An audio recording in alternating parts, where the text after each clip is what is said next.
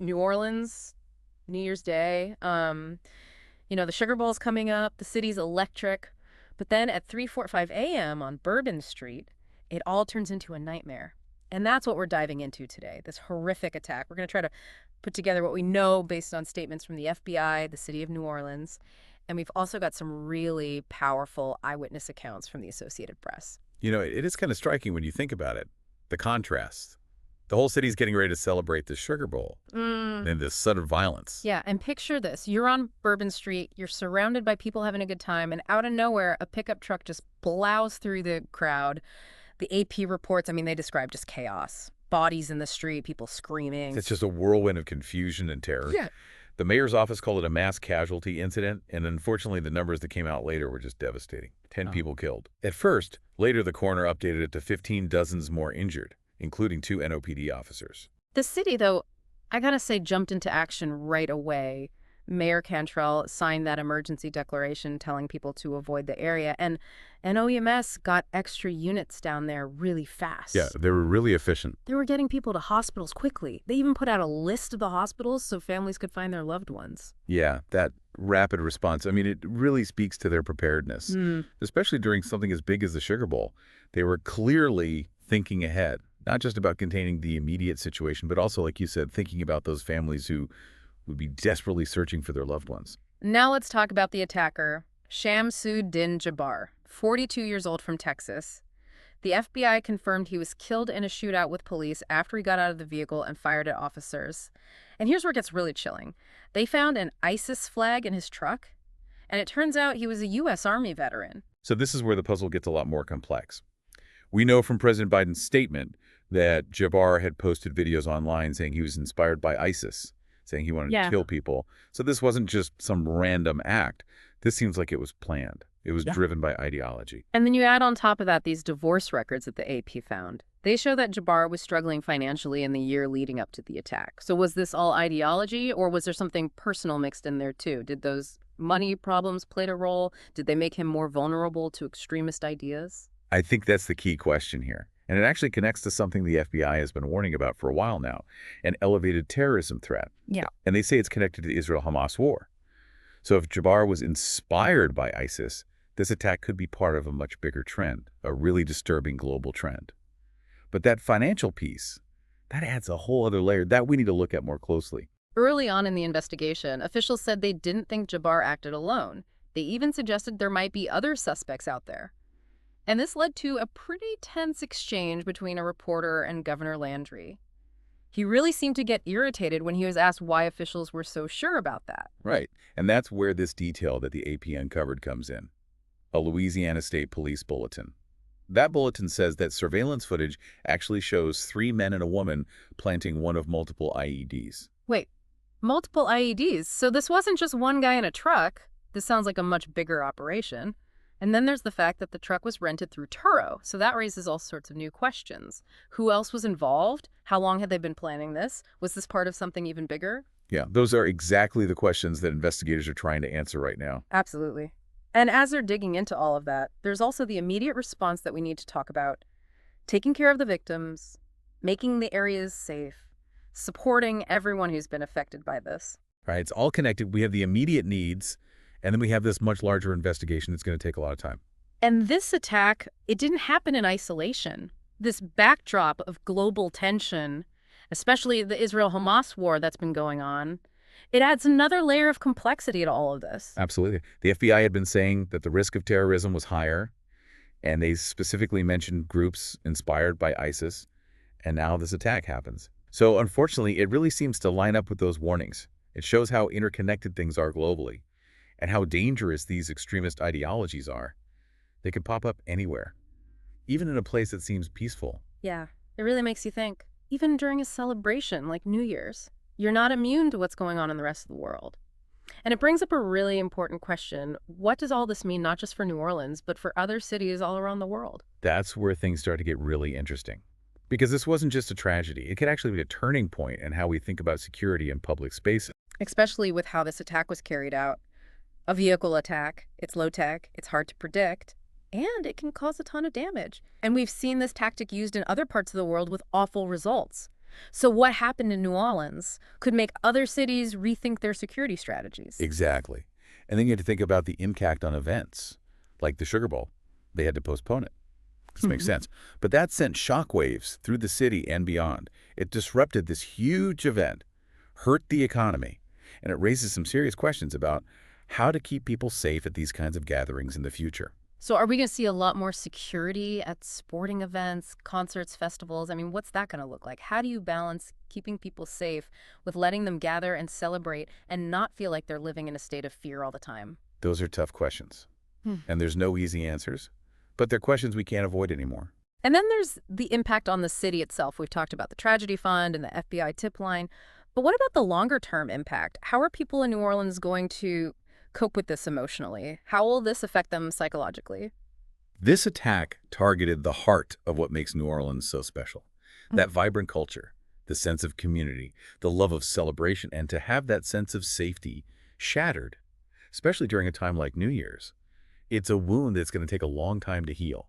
Yeah. And this attack happened right in the French Quarter when the city's full of visitors. hmm So it really makes you think about how strategic this was. It wasn't random. It seems like it was meant to cause as much damage as possible and to scare people, not just in New Orleans, but all across the country.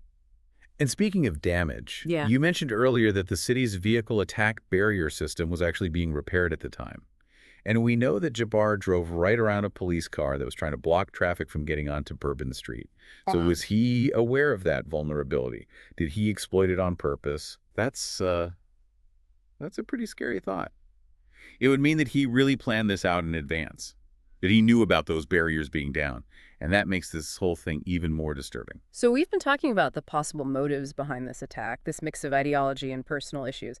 But what about Jabbar himself? I mean, based on what we know so far, can we even try to understand who he was? What kind of person would do something like this?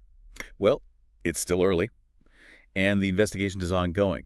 But I think what's really interesting here is that we seem to have a mix of motivations. You don't always Oh. see that in these types of cases. Sometimes it's all about extremist beliefs. Sometimes it's rooted in personal problems. But with Jabbar, it looks like both of those things might have been at play. So we can't just assume that we know what drove him to this. I mean, the financial problems he had, maybe they made him feel desperate or angry. Maybe that made him more open to these extremist ideas. Exactly. You can't just draw a straight line between his money troubles and the attack. We need to get a better understanding of his mental state, who he was connected to, what kind of extremist content he was exposed to online. And that's why the investigation into possible accomplices is so important. It could help us fill in those gaps. And especially with those IEDs, I mean, that shows a level of planning and coordination that doesn't really fit with the lone wolf idea. And then the fact that the truck was rented through Turo, did he rent it just for this attack? Or was it something he used all the time? Those are the kinds of details investigators are going to be poring over. I mean, they'll be looking at his phone records, his online activity, any travel he might have done, anything that could give them clues about who he was talking to and how this attack came together. And while those investigations are going on, there's also the immediate response. The victims needing medical care, securing the area, giving support to everyone who's been impacted by this. You've got those two things happening at once. Doctors working around the clock and investigators trying to solve this puzzle, a puzzle that could stretch across states, maybe even countries. And of course, this attack didn't happen out of nowhere. You have all this global tension going on, the Israel-Hamas war. It just adds another layer of complexity to the whole situation. Oh, absolutely. The FBI had been putting out warnings about an increased risk of terrorism, especially from groups linked to ISIS. And now we have this attack, so it's like a tragic confirmation of those warnings. And it shows how connected we all are globally and how dangerous these extremist ideologies can be. They can show up anywhere, even in a place that's supposed to be celebrating. It really makes you think, I mean, even during New Year's, even during a celebration, like you're not immune to what's happening in the rest of the world. And that brings up a really big question. What does all this mean? Not just for New Orleans, but for other cities around the world. And that's when things get really interesting. Because this attack, it wasn't just a tragedy. It could be a turning point in how we approach security in public spaces. Especially when you think about how it happened, a vehicle attack. It's so simple. It's so hard to prevent. And it can cause so much destruction. We've seen it happen in other countries. And it's always devastating. So now, after what happened in New Orleans, other cities are going to have to think hard about their own security strategies. Exactly. And then you have to think about events, like Yeah. the Sugar Bowl. They postponed it, and that was the right call. But it still had a huge impact. It disrupted a major event, hurt businesses. It makes you wonder about how we can keep people safe at these kinds of things in the future. Right. So are we going to see a lot more security at sporting events, concerts, festivals? I mean, metal detectors, bag checks, cameras everywhere. How do we find that balance, keeping people safe, but also letting them enjoy themselves without feeling like they're constantly being watched? That's a tough one. There's no easy answers.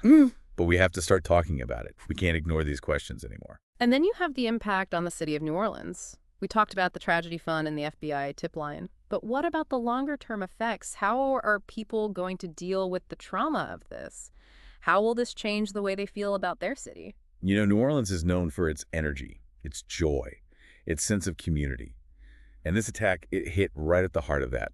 To have that sense of safety shattered, especially during New Year's, that's a wound that's going to take a long time to heal. Yeah, it's a tough spot, trying to figure out where that line is between security and freedom. But for people in New Orleans, this isn't just some theoretical debate. This is their life now. And that's why this kind of deep dive is so important. We're not just looking at a news story. We're trying to understand the real-world impact of this attack, an impact that's going to last for years. And like you said, one of those impacts could be on future events. The Sugar Bowl being postponed, it really shows how this attack could change how we think about big gatherings. Yeah, you think about it. More security at sporting events, concerts, festivals, metal detectors, bag checks, cameras everywhere. I mean, those things might become normal. And yeah, maybe they make people feel safer, but they also change the whole atmosphere. Yeah. You know, it's not as free. It's not as spontaneous. With the catch-22, right? You try to make things safer, Mhm. but it can end up making people feel less free. Exactly. And that's a conversation we need to have as a society. How much security is enough? How much freedom are we willing to give up for peace of mind? These are tough questions. Yeah. There's no easy answers. So what can we take away from all of this? What does this mean for the listener sitting at home listening to us talk about this? Well, I think the first thing is awareness. You got to be aware, especially in crowded places. Pay attention to what's going on around you. And if you see something that seems off, don't hesitate to report it. Right. It's about being informed, being engaged, knowing what the threats are, staying up to date on security measures in your community, and being part of the conversation about how to balance safety and freedom. And it's also about resilience. We can't let fear control us. We can't let the actions of a few bad people ruin the things that make cities like New Orleans so special. That spirit of celebration, that sense of community. And we saw that spirit after the attack. All those first responders, the medical teams, the everyday people who jumped in to help. Donating blood, offering comfort. I mean, that's what resilience looks like. That's the thing I want people to remember. Yeah. This attack was horrible. It shows you that there's darkness in the world. But it also showed us the good in people, the compassion, the strength. And that's what we need to focus on. That's what we need to hold on to. That's a great point. And I want to thank you for joining us for this deep dive. We covered a lot today, from the details of the attack to the bigger questions about security and how we live our lives. And remember, knowledge is power. The more we understand what happened, the more we talk about it, the more we can work together to prevent these kinds of tragedies from happening, and to build a world where that spirit of resilience and community can thrive. Thank you for listening.